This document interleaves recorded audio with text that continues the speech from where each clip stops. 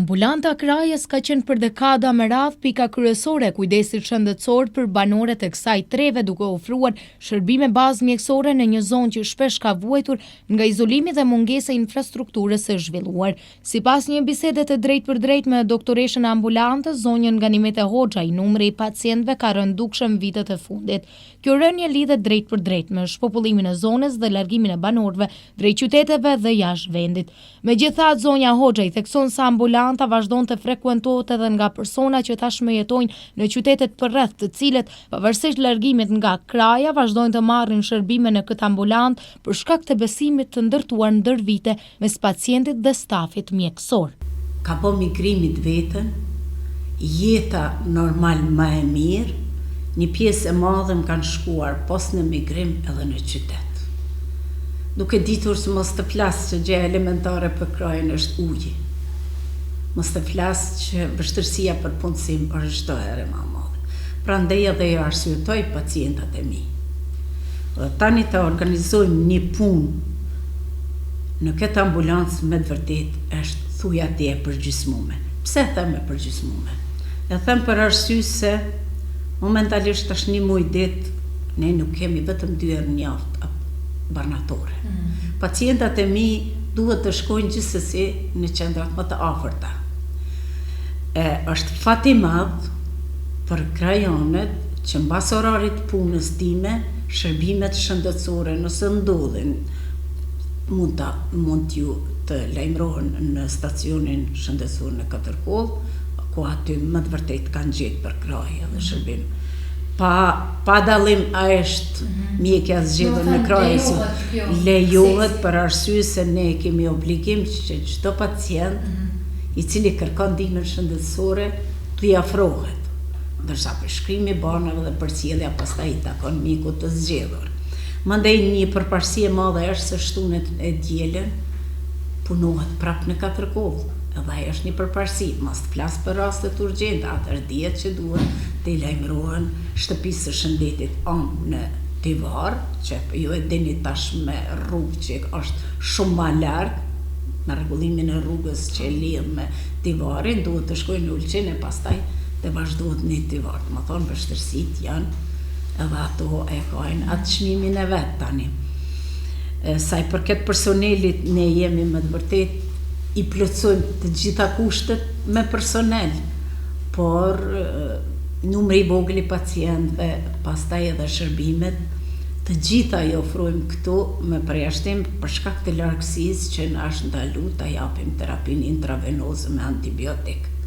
Për arsye se çtu në dile ndërprehet, ata mund të shkojnë në Tivar, por është shumë e vështirë për pacientin. Pastaj antibiotikun nuk mund ta japim patronazh në shtëpi. Ajo është me rrezikim, e kemi të ndaluar nga ministria. Kështu që janë sfidat edhe ballafaqqimet më të vërtetë të mëdha në stacion rural kur je dikon 1 orë larg prej qendrës. Por na tregoni mjetet e nevojshme sigurohen?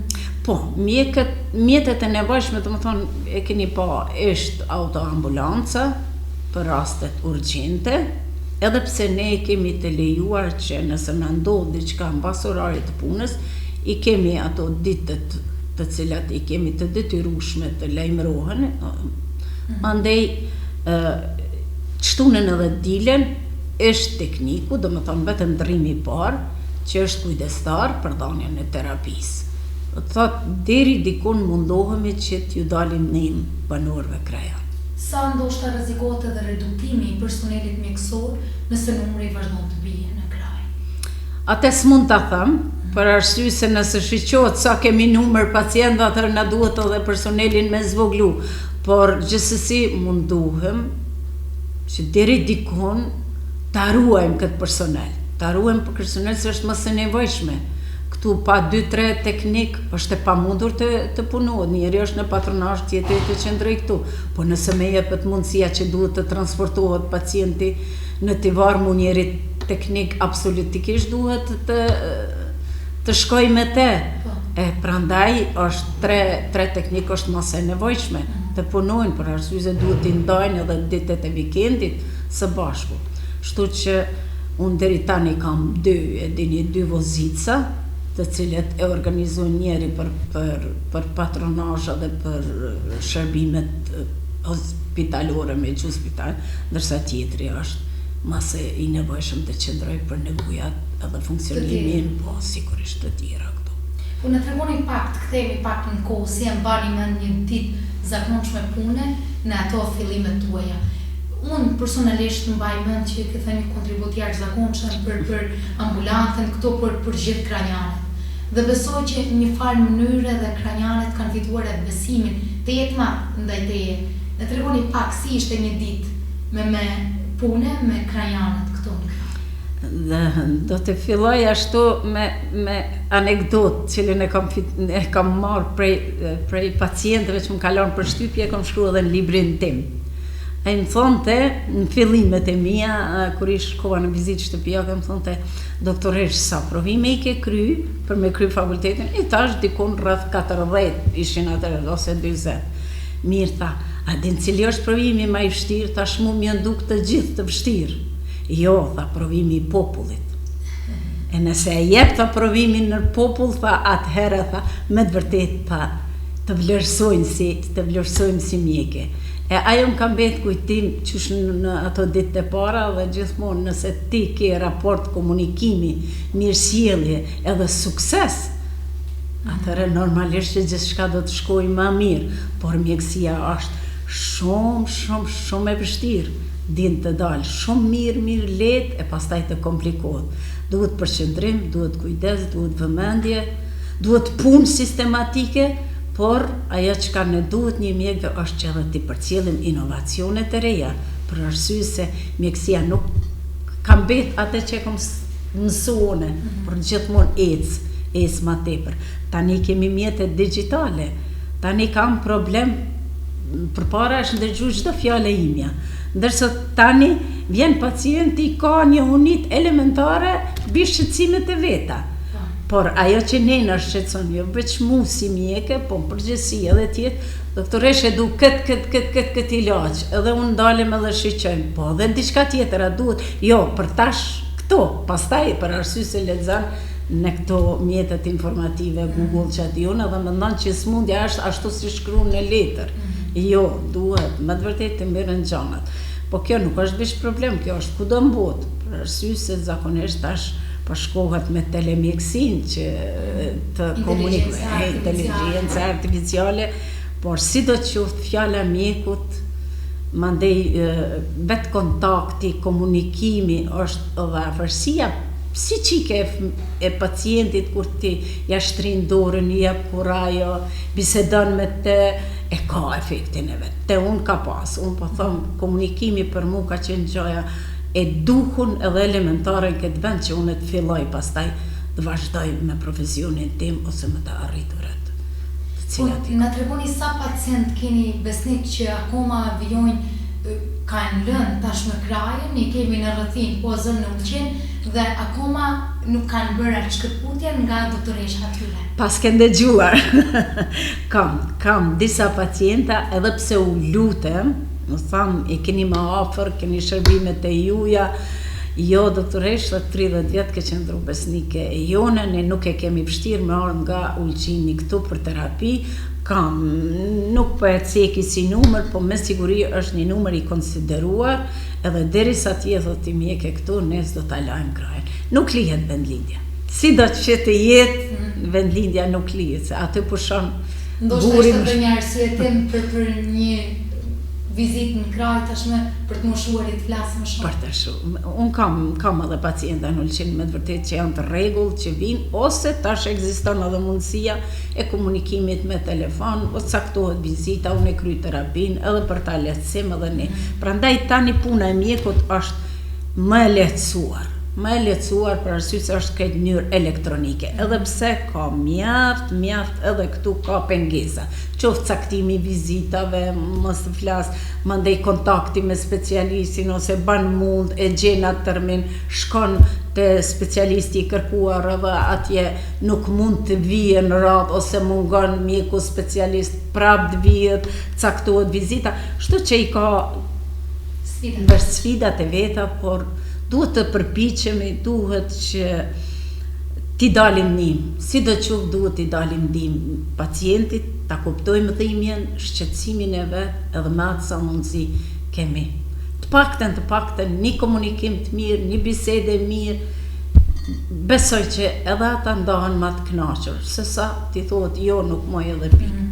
Po, mos e keni ndoshta ndonjë shifër afërsisht se sa është momentalisht numri i pacientëve të regjistruar në Po, kam shifër të pacientëve, ata që gravitojnë janë diku 1300, ta 1320, më thonë momentalisht kam të regjistrum, por vizitat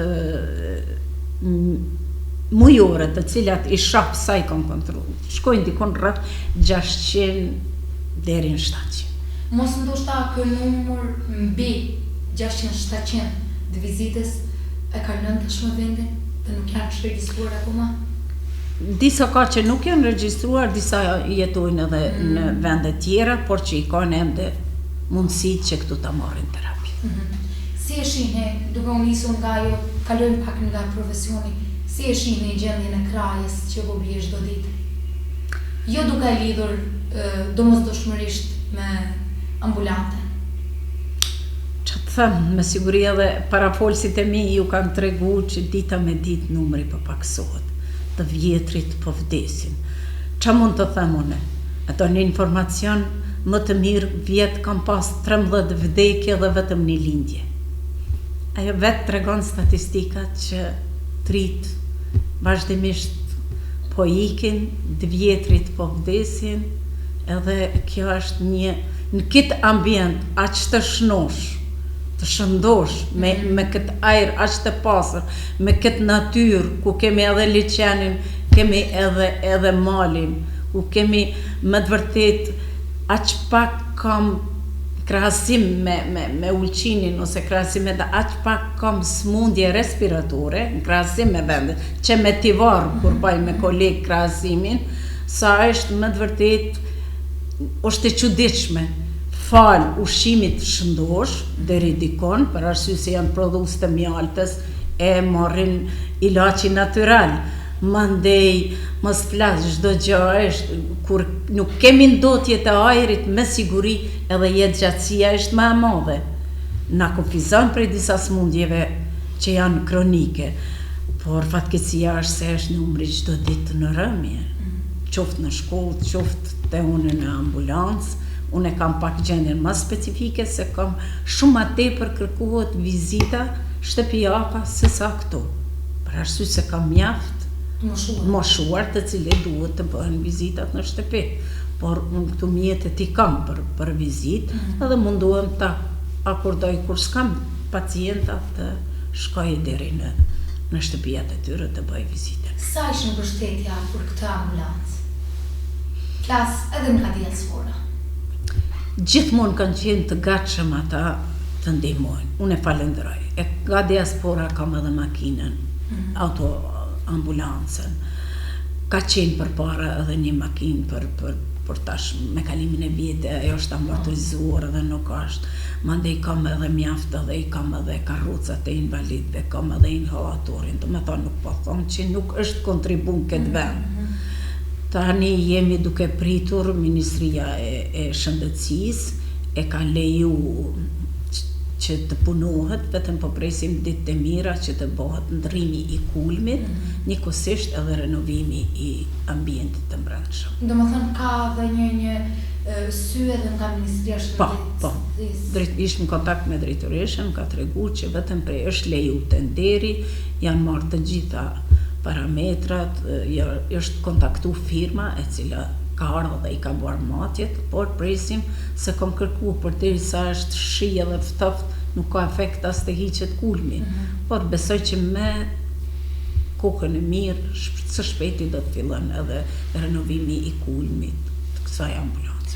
Edhe një pikë tjetër doja të të pyesja në bisedë që kishin, më bëri përshtypje banatorja punon vetëm 2 ditë në javë. Pse kjo? Punëtori që punon këtu farmacisti ka probleme shëndetësore dhe mundësia që me pas mbulesë për çdo ditë nuk ka, atëherë na kanë mundësuar që të vinë nga Ulqini 2 herë në javë të martën që ta marrin materialin, sepse çdo të martë vjen materiali prej Montefarmit, ndërsa të mërkurën, për shkak se është ditë pazari, vetëm këto ditë, edhe pse është e pamjaftueshme për këtë popullat. Unë momentalisht sot kam pas dikur mbi 10-15 pacienta të cilët kanë udhëtu për 4 koll për me marr barnat. Për shkak se është vikend edhe është dashur që të bëjmë. Cili do të ishte një mesazh i fundit, jo vetëm për banorët e krajës, por edhe për ato që e kanë lënë krajën, ndoshta po na shohin përmes ekranit televizionit të buta.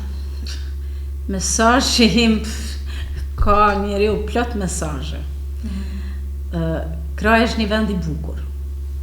Unë kam kalu pothuajse një jetë të tërë. Jam shumë e kënaqur se shumë kujtime të bukura kam ka ky vend. Më ka ofru kraja një qendrim të rehatshëm. Më ka ndihmu në aspektet më të vështira kur nuk kam pas makinë, më kanë ofru pacientat që ta transportojmë pacientin deri në spital. Mesazhi im është i çdo krajani, çdo njeriu që është një mos e harroni krajën. Ja vlen të vini sadopak edhe të investoni. E di që është e vështirë, por është kënaqësi ta shihni një vend i cili po lulson, jo një vend që shkatërrohet. Sa i përket ndikimit të emigrimit, Hoxha i thekson një aspekt pozitiv, edhe pse shumë banor janë larguar nga kjo zonë, mërgjimtarët nuk e kanë lënë ambulantën pas dore. Ato kontribuojnë her pas here për sigurimin e mjeteve dhe pajisjeve të nevojshme dhe vazhdojnë të tregojnë interes për gjendjen e saj duke ja hedhur syrin ambulantës sa herë që kthehen në vendlindje. Kjo dëshmon lidhjen e fortë emocionale të komunitetit jashtë vendit me krajën.